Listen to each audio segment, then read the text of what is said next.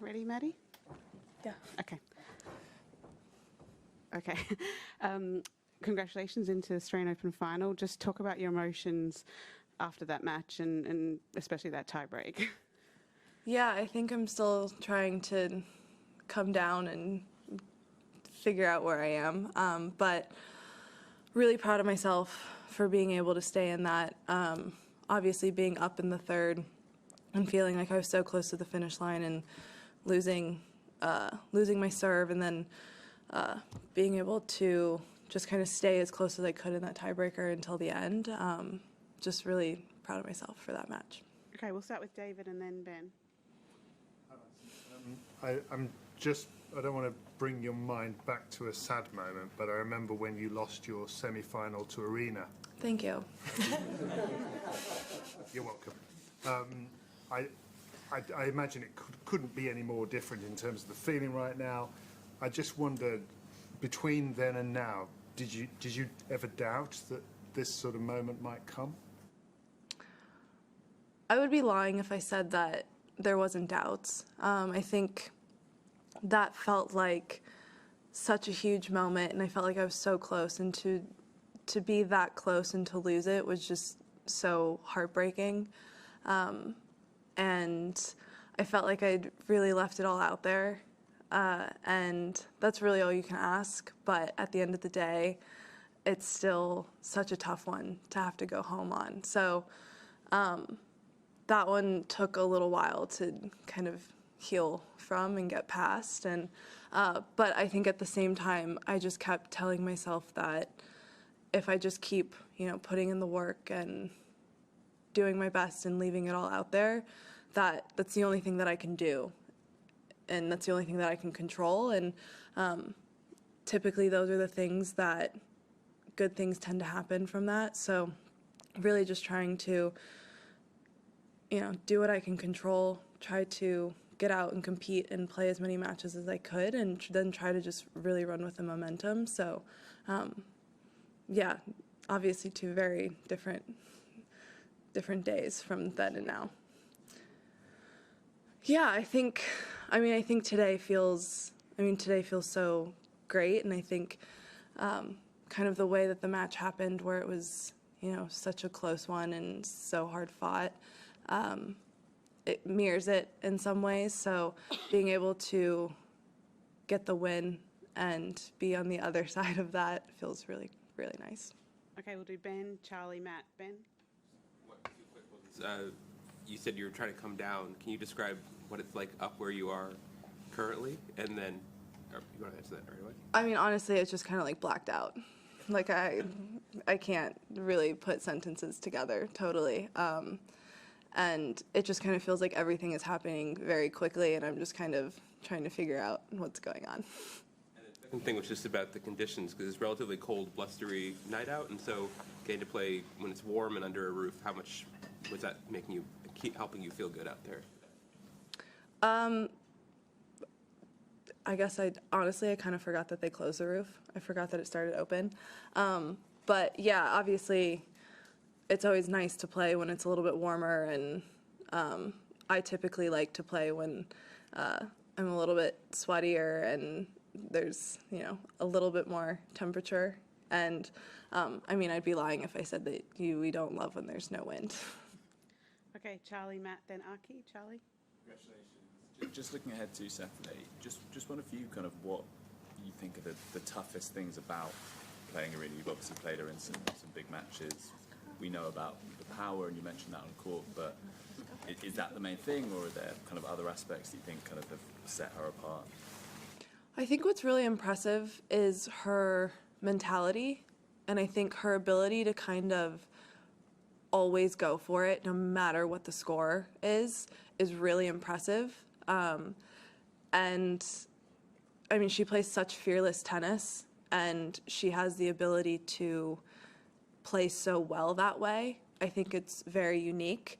I think a lot of people, no matter what, even if it was a tight point, you kind of expect them to play a little bit more conservative or back down a little bit, and she's not going to do that. So I think not only is that impressive on her side, but I think it puts a little bit more pressure on her opponents, where you know you're always going to have to try to win the point because she's never going to just play passive and give you an easy point. A reference point for you then, given you play maybe comparable styles?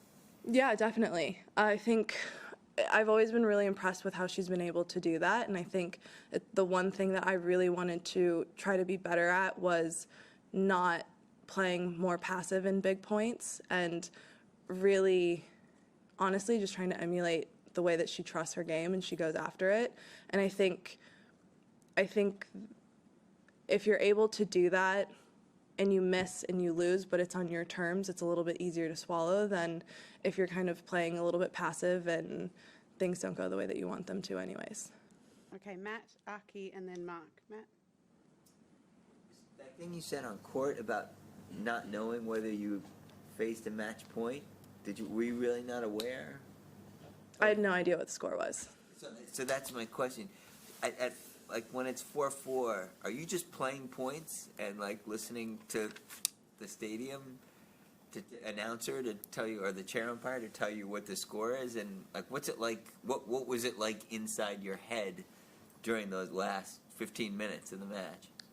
I think it was really just I kind of just kept telling myself just try to get the next point, especially at the end of the match. I really was just so focused on what I wanted to try to do, and I think it helped me because I was able to just kind of solely focus on that, and really I just kept saying, like, just try to get this next point and only focus on this point, and then win it or lose it, moved on to the next point, and just kept trying to, stay as close as I could.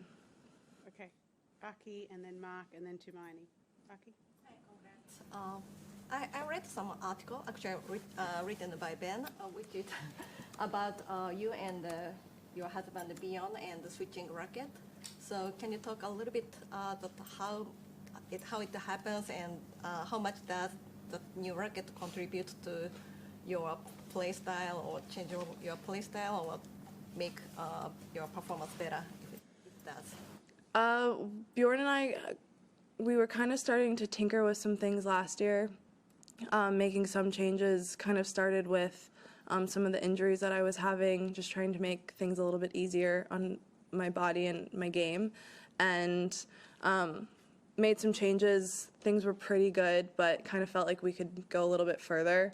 I have really no idea about rackets and string and all of that, and he can, on TV, he's like, oh, she's playing with this racket and that, and it's like he's insane. So I kind of just let him lead the charge and kind of give me options. And yeah, I mean, we just kind of tried a bunch of different things. I kind of fell in love pretty quickly, and I definitely think that I have a level of, I think, trust in things a little bit more with this racket.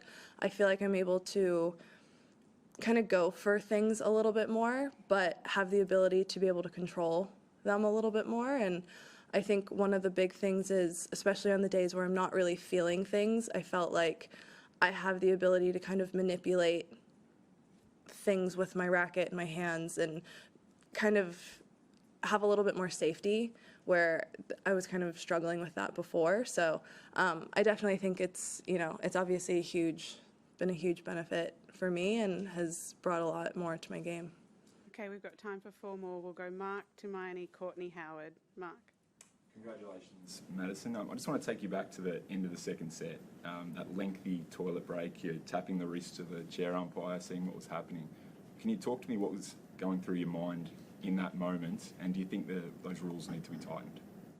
No, I was just asking how much time she had left, because it wasn't up on the board. So I was just asking him how much longer was her break. So, I mean, I think the rules are fine. The clock ran out on my change, but not hers, so was just asking. All right, Tumaini. You spoke earlier about trusting your work and trusting that will pay off and not focusing on the doubts.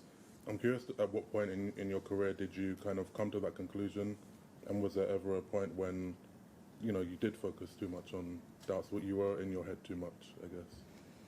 I think there's been, moments in my career when things kind of just felt like they were kind of happening and things were easy and you just kind of run with that momentum. And I think that's kind of the reality of the sport. It's really hard to just be on a high every single week. And I think it's the times when things aren't going your way that it's pretty easy for doubt to kind of creep in. And I think that the big focus for me this off season was really just kind of buying into, I'll try anything, I'll do anything, I'll be open. I'm open to any and all changes. Like, let's just really go for it. Obviously, I'm at the later point of my career, so it just kind of felt like, why not, however many more years I have, be willing to adapt and be a little bit more open to change. And I think doing that is a little bit freeing, because I think for a really long time I felt like I was so close doing it a certain way. And I kind of just kept falling short, but in my head it was, if I just keep doing it that way, then maybe it'll happen. And I think I started to put a lot of pressure on myself within that. And I probably just got a little bit too rigid around not wanting to change because things were good enough or close and all of that. So I think really just buying into, let's just go for it and be open to change. And doing that, I think I kind of pushed myself to figure out kind of what I actually wanted. I think for a long time I just picked up a racket and said, this is great, and moved on. So I think there was kind of trying things and actually saying, do I like them, do I not like them, just gave me a better insight on what I actually like and what I wanted to do. And I think that kind of just built a little bit more self-trust. What made you more open to change then? I think it kind of started last year where, getting hurt earlier in the year and really kind of thinking, okay, maybe it's time to start messing with some things. And then after Wimbledon, it kind of was a little bit of a, oops, there goes my phone. I think it was a little bit of a, come to Jesus moment where the way that I was doing things was putting way too much strain on my body. So I had to do something, and I knew it was going to be really uncomfortable, and I was really not wanting to do that. But I think doing it in kind of the two-step way that we did it helped a little bit. But I think I just finally got to the point where I bought in and became more comfortable with being uncomfortable, and just felt like it had to happen. Okay, Courtney, and then we'll finish with Howard. Courtney. Do you feel as though you're playing with house money a little bit? Just because, like last week you were saying, oh, I'm 30 and who knows, like I'm ripping up my game, I'm doing all these things a lot differently. I'm willing to take the risks, like you just said to Hermione, to go all in a lot of ways. Today in the match, even in those tight moments, you were laughing at times, smiling. We didn't normally see that sort of body language from you in those tight moments in the past. So I'm just curious, like, yeah, is the mindset a little bit more like that? Like, let's just see how we go, as opposed to matches or life and death. They maybe felt like. I think that I've been doing a lot of personal work with all of that. I think one of the big things after I lost to Aryna at the US Open, I felt like I tried to play safe and I wasn't playing how I wanted to in the big moments, and that felt so bad. And I just felt like if I can go out and do what I want to do and really just, again, be uncomfortable at times and just actually go for it and continue to play the way that I play my best tennis and I lose, then I can walk away and say, okay, I did my best, she beat me, that's fine. I didn't want to be in the same situation where I kind of looked back at it and thought, man, I should have, gone for it. And I didn't want to have any regrets for not really laying it all out there. So that was kind of just my whole goal today, was that no matter what, win or lose, I walked away and said, I did what I wanted to do. I followed the game plan. I, went for things when I should have gone for things. And I think that kind of, it was a little bit more freeing, and I was able to kind of take in the moment a little bit better and stay a little bit more present instead of getting too wrapped into the emotional turmoil of, I should have done this, I should have done that, and just having a lot of regret. Okay, last one, Howard. This might be somewhat connected to that answer, and not to bring up another U.S. Open defeat. Guys! I'm wondering, back 8 years ago against Sloane in New York, how much have you either, watched that match, thought about it, replayed it in your head at all, and are there ways in which that experience you think can be a benefit and help you take on what you're going to take on Saturday? Yeah, I mean, I've obviously thought of that match endlessly for the past 8 years. But I think during that match, I was so consumed with being nervous and just the moment and the opportunity and all of that, that I never really gave myself the chance to actually even play. And I think that I've done a lot of work trying to not get rid of nerves, because I think in the past, in my head, it was kind of always, the people who play amazing in the tight moments, they either don't have nerves or they figure out how to get rid of them instead of being able to play tennis with them. And I think the big thing for me has just been knowing that there are going to be a lot of moments where I'm uncomfortable in the match. It's going to be stressful. You have thousands of people watching you. You might not be playing your best tennis.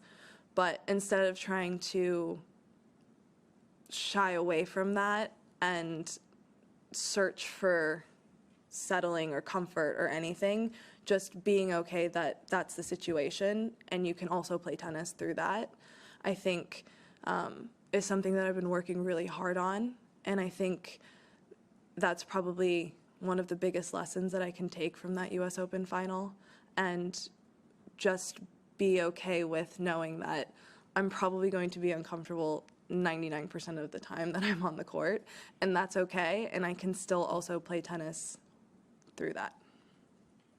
All right, thank you very much. Just Thanks. so everyone knows, Bjorn Fratangelo will be in here tomorrow at 2 o'clock for a press conference, and Anton Dubrov and Jason Stacey at